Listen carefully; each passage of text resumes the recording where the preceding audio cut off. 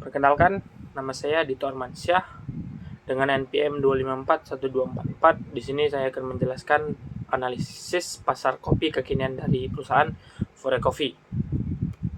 Kita masuk ke latar belakang. Kopi kini bukan lagi sekedar minuman biasa, melainkan sudah menjadi bagian dari kehidupan wajib bagi masyarakat kota, terutama generasi muda, milenial dan Gen Z. Hal ini memicu menjamurnya kedai kopi kekinian di berbagai sudut kota Indonesia. Namun masyarakat perkotaan yang sibuk menghadapi masalah klasik seperti mereka ingin minum kopi berkualitas setiap hari tetapi tidak punya waktu untuk mengantri di kafe kedai kopi tradisional yang hanya mengandalkan konsep nongkrong.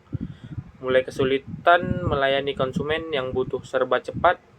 Melihat peluang ini, Fore Coffee hadir pada tahun 2018 dengan konsep baru, yaitu menggabungkan kopi berkualitas dengan teknologi aplikasi ponsel melalui aplikasi sistem Grab and Go. Ini salah satu contoh pesan aplikasi lalu tinggal ambil di tempat. Fore Coffee memberikan solusi praktis bagi konsumen yang sibuk agar bisa menikmati kopi tanpa perlu membuang waktu untuk mengantri. Meski konsep ini sangat sukses, tantangan bagi Fore Coffee semakin berat saat ini. Saat ini pasar kopi kekinian di Indonesia sudah sangat padat dan kompetitif sangat kuat seperti Kopi Kenangan dan Tomorrow Cafe. Oleh karena itu, Fore Coffee di sini akan menjelaskan bagaimana strategi Fore Coffee memanfaatkan teknologi dan tetap bertahan dan tidak kalah saing di pasar yang ada saat ini. Masuk ke pembahasan. Yang pertama, identifikasi pasar. Target pasar Fore Coffee secara spesifik membidik pasar new retail coffee di Indonesia dengan segmentasi searah. Yang pertama, masyarakat perkotaan dan pedesaan dengan penghasilan menengah ke atas, minimal 4 juta per bulan. Yang kedua, konsumen usia produktif berumur 18 tahun hingga 35 tahun. Yang ketiga, konsumen mahasiswa, pelajar maupun pekerja. Yang keempat itu adalah masyarakat urban dan suburban. Yang kelima, orang yang memiliki mobilitas tinggi, melek teknologi, dan menyukai hal yang praktis. Selanjutnya ada analisis permintaan. Permintaan terhadap produk Fore Coffee dipengaruhi oleh variabel harga dan preferensi konsumen. Semakin tinggi harga kopi, semakin sedikit jumlah yang diminta. Ini berbanding terbalik dengan bagaimana hukum permintaan berlaku. Faktor yang mempengaruhi itu ada media sosial saat ini yang diisi oleh milenial dan Gen Z yang mayoritas menggunakan media sosial. Yang kedua ada influencer sosial media yang sudah terkenal dan masuk untuk mempromosikannya. Yang ketiga ada selera dan tren. Ini sebenarnya opsional karena selera setiap orang itu berbeda-beda ya. Yang keempat, sesuai yang saya sebutkan sebelumnya, itu ada pendapatan untuk orang yang sering membeli ini kebanyakan di atas rata-rata 4 juta per bulan. Yang kelima itu harga produk itu sendiri ya. Tidak semuanya konsumen ingin membeli dengan harga yang mahal tapi kualitas rendah, tapi kebanyakan yang harga murah kualitas premium ya. Selanjutnya ada analisis penawaran. Penawaran Fore Coffee didorong oleh optimalisasi rantai pasok dan teknologi. Semakin tinggi harga jual, semakin besar keuntungan yang diperoleh sehingga produsen atau penjual meningkatkan jumlah produksi agar keuntungan meningkat. Persis bagaimana hukum supply bekerja. Hal-hal yang mempengaruhi jumlah penawaran yaitu ada harga produk itu sendiri, di mana harga produk semakin mahal dan semakin berkualitas akan meningkatkan profit perusahaan. Yang kedua ada teknologi. Seperti yang saya sebelum jelaskan, konsumen ini kebanyakan anak-anak muda yang melek teknologi dan hidup di era digitalisasi. Yang ketiga itu ada gaya hidup. Anak-anak muda yang suka dengan kualitas premium tetapi tidak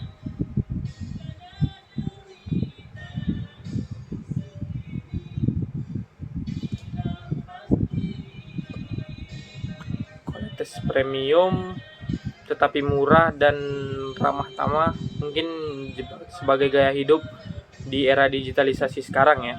Yang keempat itu ada pesaing ya, seperti Tomorrow Cafe atau kopi kekinian ataupun Korla Coffee. Ya di sini pesaing di perusahaan kopi di industri kopi di Indonesia ini sangat banyak ya. Kemungkinan ada beberapa perusahaan yang sangat ingin bersaing di industri kopi. Yang terakhir ada stok yang ada. Kemungkinan karena meningkatnya keuntungan dan produk banyaknya pembeli, mungkin stok yang ada terbatas atau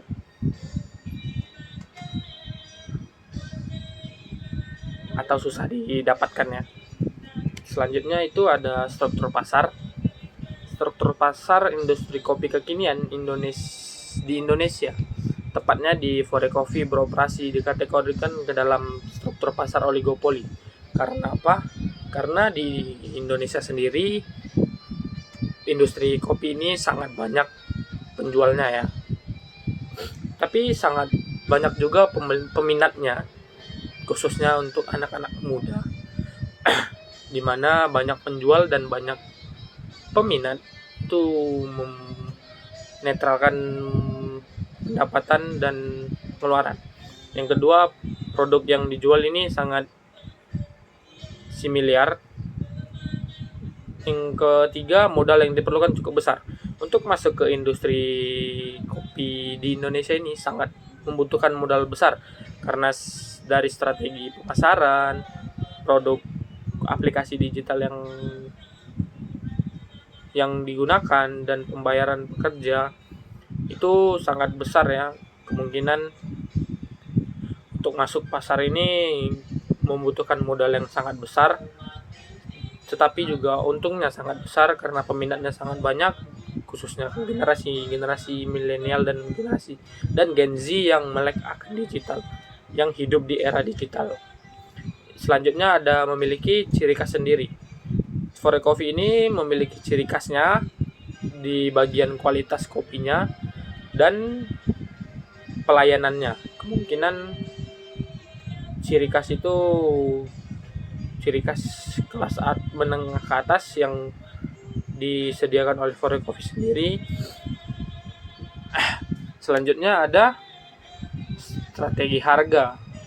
Forecoffee menetapkan harga dalam bisnis kopi kekinian merupakan hal yang sangat penting bagi kesuksesan bisnis ini.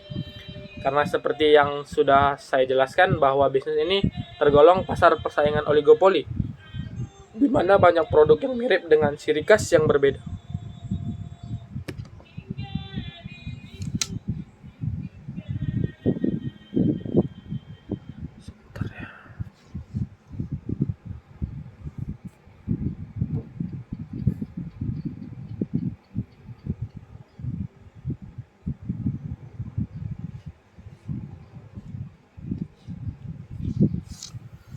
Oke, kita lanjut.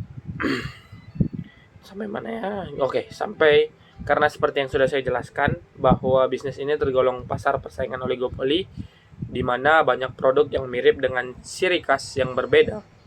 Yang pertama ada price discrimination. Ini salah satu contohnya adalah memberikan harga yang berbeda untuk menu yang sama melalui platform digital seperti ojek online, lebih mahal karena biaya komisi dibandingkan pembelian langsung lewat aplikasi yang disediakan oleh Forecoffee sendiri. Yang kedua ada value based pricing, yaitu strategi harga dengan menentukan harga jual berdasarkan kualitas produk kita. Semakin berkualitas dia semakin mahal harganya. Ini menjadi salah satu contoh dari value produk ini sendiri. Terus yang ketiga ada promotional pricing. itu adalah menggunakan harga, promo, voucher, cashback, dan sistem loyalty points di dalam aplikasi untuk menarik pengguna baru dan menjaga kualitas dengan pelanggan lama.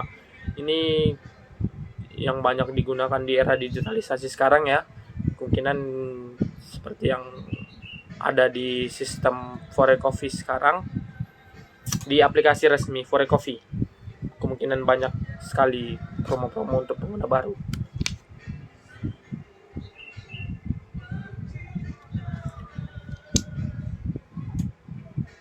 Terus ada ya kemungkinan sekarang kesimpulannya Forecoffee berhasil membuktikan bahwa integrasi teknologi digital dan industri retail kopi bukan sekedar tren sesaat, melainkan model bisnis yang berkelanjutan. Melalui identifikasi pasar yang tepat, masyarakat yang hidup di era digitalisasi khususnya milenial dan Gen Z yang berumuran 18 sampai 35 tahun ke atas ya.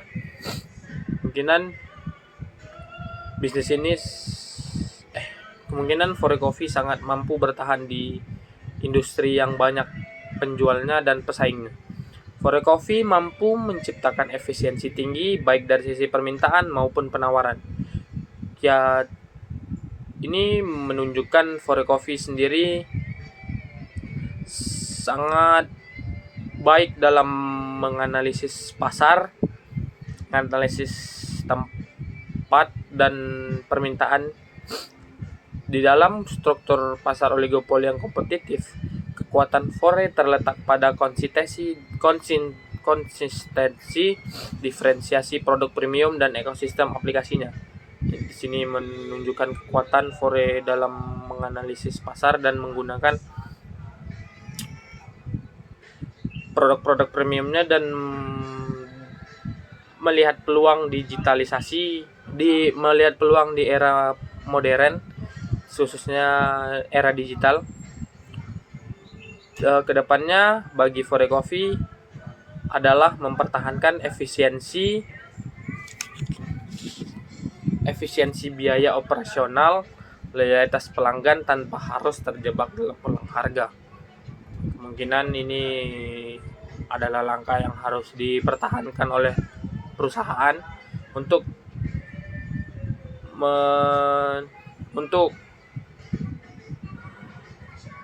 menahan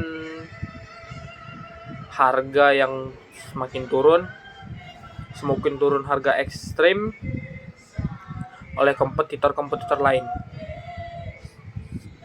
Selanjutnya mungkin dari saya, Forecoffee ini akan berinovasi menjawab tren konsumsi hijau meningkat di Indonesia. Kemungkinan itu saja yang dapat saya jelaskan. Mohon maaf bila ada salah. Sekian dan terima kasih. Saya Dito Armansyah dengan NPM 2541244 pamit undur diri. Terima kasih.